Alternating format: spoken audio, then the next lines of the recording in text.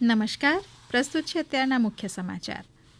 Paper leak મુદ્દે વિપક્ષોના ભારે હોબાળા બાદ રાજ્યસભા અને લોકસભાની કાર્યવાહી બપોરે 2 વાગ્યા સુધી સ્થગિત. રાષ્ટ્રીય લોકશાહી જોડાણની સંસદીય પક્ષની સાપ્તાહિક મંગલ મિલન વ્યૂહરચના બેઠક આજે સંસદ ભવનમાં યોજાઈ. ભોપાલમાં નવા વિકસિત નિશાતપુરા રેલવે સ્ટેશનનું આજે ઉદ્ઘાટન કરાશે. મધ્યપ્રદેશના મુખ્યમંત્રી ડોક્ટર મોહન યાદવ સાંજે સ્ટેશનનું ઉદ્ઘાટન કરશે. નાગરિક ઉડ્ડયન મંત્રી કે રામમોહન નાયડુએ જણાવ્યું કે હબ એન્ડ સ્પોક મોડેલ 2030 સુધીમાં લગભગ 4 લાખ નોકરીઓનું સર્જન કરશે અને $30 અબજ વધારાની આર્થિક પ્રવૃત્તિનું સર્જન કરે તેવી શક્યતા. આસામમાં પૂરથી અસરગ્રસ્ત જિલ્લાઓની સંખ્યા ઘટીને 6 થઈ. રાહત અને બચાવ કામગીરી પૂરજોશમાં ચાલી રહી છે. ઉત્તરાખંડના 11 જિલ્લાઓમાં આજે ભારે વરસાદનું ઓરેન્જ એલર્ટ. અનેક રાજ્યોમાં ભારે વરસાદની સંભાવના વ્યક્ત કરાઈ.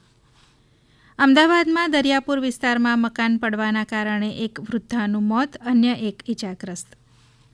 અમદાવાદના બગોદરા વિસ્તારના કેટલાક ગામોમાં વરસાદી પાણી ઓસરી રહ્યા છે. હાલ કોઈપણ ગામમાં જોખમી પરિસ્થિતિ નથી. જોકે તકેદારીના ભાગરૂપે બગોદરા ધંધુકા હાઈવે વાહન વ્યવહાર માટે બંધ. વડોદરાની માંજલપુર વિધાનસભાની પેટાચૂંટણીના પ્રચાર પડઘમ આવતીકાલે સાંજે શાંત થશે. 30મી જુલાઈએ મતદાન યોજાશે. બ્રિક્સ સંસ્કૃતિ પરિષદ આગામી 5 થી 8મી ઓગસ્ટ દરમિયાન મધ્યપ્રદેશના ભોપાલમાં યોજાશે. લોકસભાના અધ્યક્ષ ઓમ બિરલાએ વિશ્વ પ્રકૃતિ સંરક્ષણ દિવસ નિમિત્તે સામૂહિક પગલાં લેવાનું આહવાન કર્યું. પ્રવાસન મંત્રાલયે ઇનક્રેડિબલ ઇન્ડિયા બ્રાન્ડ હેઠળ ભારતને વૈશ્વિક પર્યટન સ્થળ તરીકે પ્રમોટ કરવા માટે એર ઇન્ડિયા સાથે સમજૂતી કરાર કર્યા.